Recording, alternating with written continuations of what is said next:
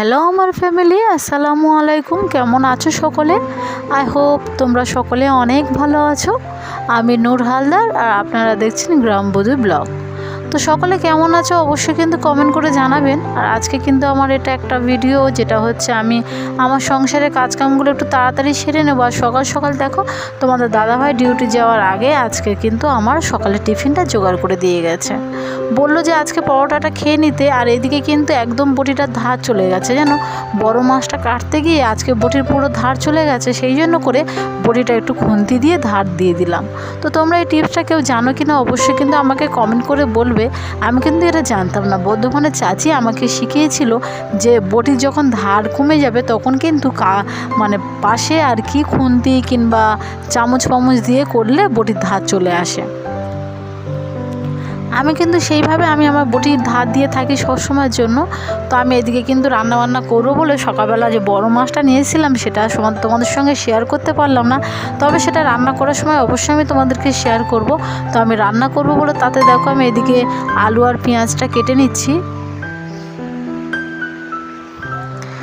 আর এদিকে কিন্তু ছোটোবাবু ঘুমাচ্ছিল। সিরিন আমাকে বলছে মামা বোনও উঠে গেছে। আমি একবার ওদিকে তাকাচ্ছি, একবার বাইরের দিকে তাকাচ্ছি, এইভাবে আর কি কাজ করছি। তো আমি তোমাদেরকে বলি আমি কালকে কেন ভিডিও দিইনি। কালকে না শরীরটা প্রচুর পরিমাণে খারাপ ছিল, এডিটটা করে উঠতে পারিনি, সেই জন্য করে ভিডিওটা দিতে পারিনি। আর এদিকে ছোটোবাবু উঠে গেছে, বারবার ওখান থেকে ডাকছে বলে আমি কিন্তু বারবার শুধু ওইদিকে তাকাচ্ছি। আর আমি কিন্তু এদিকে আলুটা কেটে নিয়ে আজকে কিন্তু অনেকগুলো কাজ করব। যে কি কাজ করব সেটা কিন্তু অবশ্যই ভিডিওর মধ্যে তোমরা দেখতে পাবে। আর তোমাদের সকলের কাছে একটাই রিকোয়েস্ট করছি, যারা প্লিজ চ্যানেলটাতে নতুন এসছেন তারা প্লিজ চ্যানেলটাকে সাবস্ক্রাইব করে দেবেন আর আমার পাশে থাকবেন। আজকে কিন্তু এর বাইরের পরিবেশটা দেখালাম। আমি কিন্তু বাইরের পরিবেশটা খুব কমই দেখাই তোমাদেরকে, কারণ হচ্ছে ফোন ধরার মতন কেউ নেই। তো সেই সিরিন আজকে বাড়িতে ছিল, সেই জন্য আর কি আমি বাইরের পরিবেশটা তোমাদেরকে দেখাতে পারলাম। তো আমি কাপড় চোপড়গুলো কেচে ওইদিকে মেলে দিয়েছি। আর এদিকে কি অবস্থা দেখো, মানে টেংরা মাছ না গো, প্রচুর পরিমাণে তেলে দিলে তেল ছিটকায়। তো আমি ভয় করে কিন্তু এদিকে টেংরা মাছটা আর কি দিয়ে দিলাম। আমি পাঁকুশ টেংরা মাছটা যখন ভাজছি তখন কিন্তু সিরিনা ছোটোবাবু বলছে মাম্মা আজকে কিন্তু অনেক দিন পরে মাছ হয়েছে বাড়িতে, যেহেতু আমরা কিন্তু অনেকগুলো করে মাছ খাবো। আর সত্যি কথা বলতে এটা কিন্তু মিনিমাম 3 মাস 4 মাস পরে কিন্তু আজকে বাড়িতে বড় মাছ কেনা হয়েছে। বড় মাছ খাওয়া হয়েছে তার মধ্যে, কিন্তু আমার বাড়িতে নয়। আমি খেয়েছি বাপের বাড়িতে গিয়েছিলাম তখন একবার খেয়েছিলাম, আর মেজ বিবুদের বাড়ি গিয়েছিলাম তখন একবার খেয়েছিলাম। আর বাড়িতে অনেক দিন পরে আমি মাছ তুললাম। তো আমার ওপারে কিন্তু মাছ ভাজা কমপ্লিট হয়ে গেছে, রান্নাটাও করে নিয়েছি। রান্নাটা সেটা তোমাদেরকে দেখাতে পারলাম না। চলে এসেছি একটুখানি গাছগুলোর সেবা যত্ন করব বলে। এটা কালমেঘা গাছ, কালমেঘা গাছটা নিয়ে রেখে দিয়েছি ছোটোবাবুকে খাওয়াবো বলে। কারণ সপ্তাহে একদিন রবিবার হলে সেটা খুবই ভালো হয়। রবিবার মিনিমাম একদিন হলেও সপ্তাহে বাচ্চাদের কালমেঘা খাওয়ানো প্রচুর পরিমাণে ভালো। আর দেখো আমি এখানে এই গাছটা একটাই কিন্তু নিয়েছিলাম, নিয়ে কিন্তু সেখান থেকে কিন্তু আমার 3টে গাছ হয়ে গেছে। তো ভাবছিলাম যে আমার তো সাদা পাথর আছে, এর উপরে ভালোভাবে পরিষ্কার পরিচ্ছন্ন করে একটু সাদা পাথর দিলে কি সুন্দর দেখাবে। আর সত্যি কথা বলতে গাছের যত্ন নিতে খুবই ভালো লাগে, আবার মাঝে মাঝে রাগই হয়ে যায়। কারণ হচ্ছে এটাই গাছ যত্ন করার মতো সময়টুকু তো পেরে উঠি না, আর যতটুকু থাকে গাছের মধ্যে সময় খুব একটা দিয়ে উঠি না। কিন্তু গাছ কার না ভালো লাগে বলো, গাছ তো সবারই ভালো লাগে। আবার একটু গাছের পিছনে সময় দিলে যে দেখবে সে উল্টোপাল্টা ধরনের কথাবার্তা বলতে থাকবে। মানুষ যখন কিছু একটা ভালো জিনিস করবে তখন চারিদিক থেকে লোক বলতে শেষ নেই, নানা রকম কথা বলতে থাকবে। কিন্তু মানুষ যখন কিছু করতে পারবে না তাকে সাহায্য করার মতন হাত কেউ বের করে দিতে পারে না। তো সেম একই জিনিস, আমি যদি এগুলো একটুখানি করি না, মানুষ বলবে বাবা এই করছে তাই করছে, কিন্তু দেখো এমনি সময় তারা কিন্তু কেউ আমার পাশে থাকে না। তো কথা বলতে কিন্তু একটা তুলসী গাছ নিয়ে চলে এসেছি। তুলসী গাছটা না ঠিক আমার বাড়ির সামনেই হয়েছে। কথাটা কেমন আটকে গেছে, তো বাড়ির সামনে একদম হয়েছে। তো আমি ভাবছিলাম যে একটা তুলসী গাছ হলে খুবই ভালো হয়, যেহেতু বাচ্চাদের কাশি হলে কিন্তু তুলসী গাছ প্রচুর পরিমাণে উপকার। আর আমি কিন্তু আমার বাবুদের কাশি হলে আমি এই তুলসী গাছটা খাওয়াই, ওটা ভালো উপকার দেয়। আর এদিকে কিন্তু অ্যালোভেরা গাছটা দেখো, অনেক রকম অ্যালোভেরা গাছ আছে। আমার এটা কিন্তু অ্যালোভেরা গাছটা কিন্তু মোটা, আর এর মধ্যে অনেক শাঁস আছে। তো আমি গাছগুলো একটু পরিষ্কার পরিচ্ছন্ন করে নিলাম, তার পিছনে একটু সময় দেওয়ার চেষ্টা করছি। তো আমি সাদা পাথর নিয়ে আর কি গাছে গোড়ায় গোড়ায় দেবো। আমার কিন্তু খুবই ভালো লাগবে, আশা করছি তোমাদেরও কিন্তু ভিডিওটা খুবই ভালো লাগবে। আর আজকে কিন্তু এই ভিডিওর মাধ্যমে আমি কিন্তু তোমাদেরকে একটা জিনিস শেয়ার করব, আমার ছোটো বাবুর কিছু জিনিস আমি তোমাদেরকে শেয়ার করব। তোমরা যদি কেউ দেখতে চাও যে 3 বছর বয়সে আর কি বাচ্চাদের কি আমি ওর পিছনে মানে কি করে কি করি, তোমরা যদি ভিডিও দেখতে চাও অবশ্যই কিন্তু কমেন্ট করবে। আমি দেখছি তোমরা অনেকে আমার ভিডিও দেখছো, কিন্তু আমার ভিডিওতে তোমরা কিন্তু কেউ গিয়ে কমেন্ট করছো না। কি হয়েছে বন্ধুরা, তোমরা কি আমার উপরে রাগ করেছো? তোমরা আমার ফ্যামিলি মেম্বার, তোমরা যদি আমার উপরে রাগ করো সত্যি কথা আমার কিন্তু প্রচুর পরিমাণে কষ্ট হবে। কারণ এই যে আজকের এতটা দূরে এসেছি কিন্তু সবই তোমাদের ভালোবাসাতে। আজকে কিন্তু সব কিছু তোমাদের দ্বারাই সম্ভব হয়েছে। আর সত্যি কথা বলতে গাছগুলো আমার যত্ন নিয়ে নিচ্ছি, কারণ হচ্ছে এটা যে সামনে রেখে দিলে আর সাদা পাথর দিলে তো প্রচুর পরিমাণে ভালো লাগবে। তো আমি এপারে কিন্তু যে রঙিন পাথরগুলো ওর সঙ্গে ছিল, রঙিন পাথরগুলো আলাদা করে নিচ্ছি, আর এদিকে কিন্তু আমি সাদা পাথরগুলো গাছের তলায় দিয়ে দিলাম। এই যে গামলিগুলো দিয়েছি এইগুলো কিন্তু সব ফাটা এর মধ্যে, তো আমি ফাটা গামলিগুলো দোকানে যেগুলো ফেটেছিল সেইগুলো কিন্তু আমি আবার ওরতে গাছ লাগিয়ে যাই। এটা দেখতে পাচ্ছেন ড্রাগন গাছ। তো আমার ড্রাগন গাছ সত্যি খুব ভালো লাগে। কি হয়েছিল জানেন তো, আমি না ড্রাগন খেয়েছিলাম, আর একটা ভিডিওতে অবশ্যই দেখতে পাবে আমি ড্রাগন খেয়েছিলাম, আর আমার ননদাসে এসেছিলো তাদেরকেও দিয়েছিলাম। তো ড্রাগনের কিছু দানা নিয়ে আমি গাছ আমার যে ট্রে আছে ট্রের মধ্যে দিয়েছিলাম, সেখান থেকে কতগুলো গাছ বেরিয়েছিল।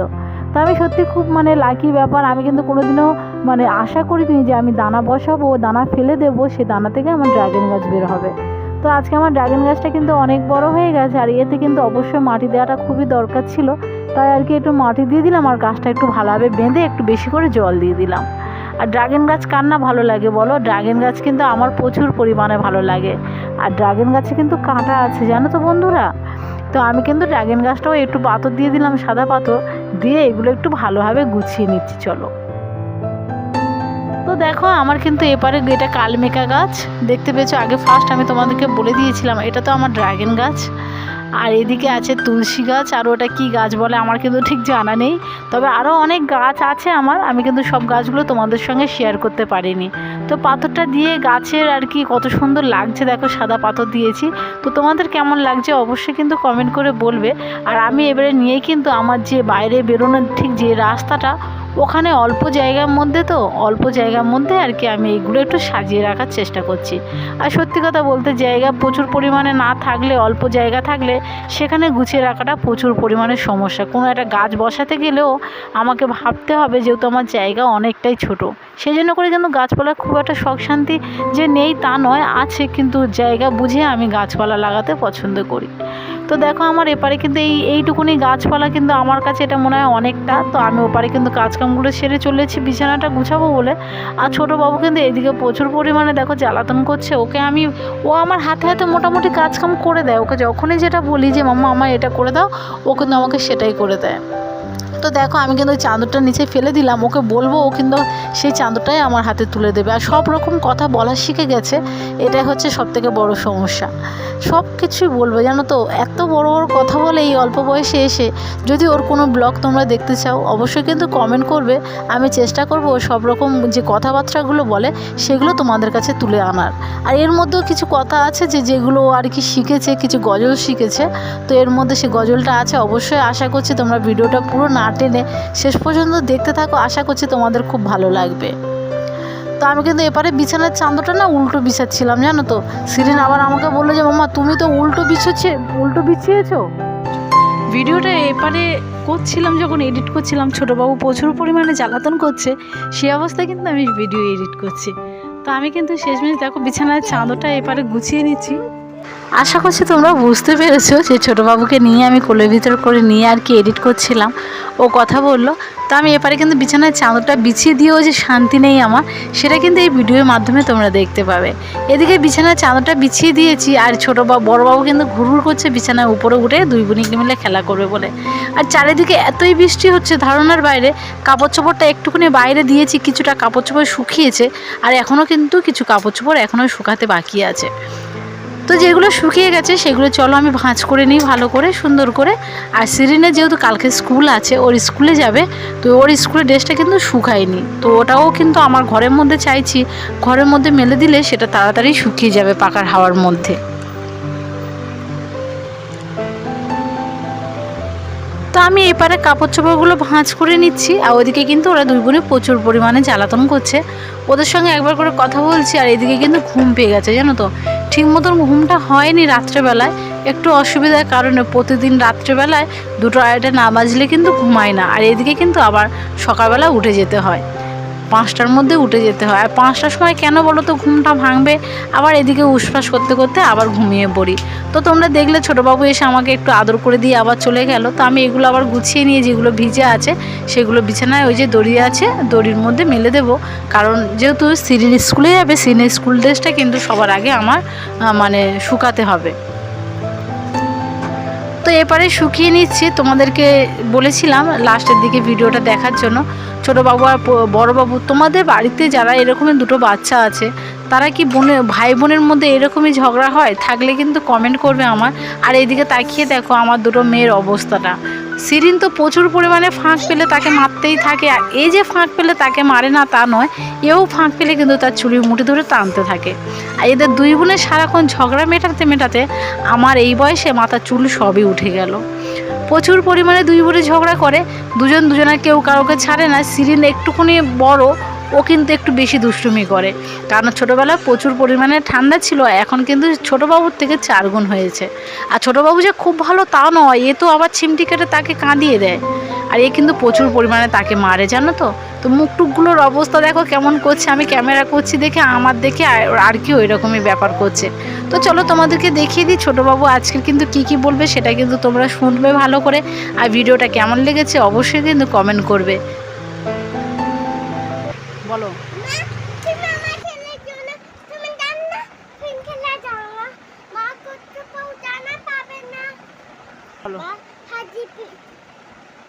বলো বলো। বাবা মানে হাঁচি পিকলে আমার ছেলে হ্যাঁ সকালে পুতুল পুতুল খেলা, বাবা বালুন দে বালু দে, বাবার জন্য বালু খেলি, বাবা মানে আমাকে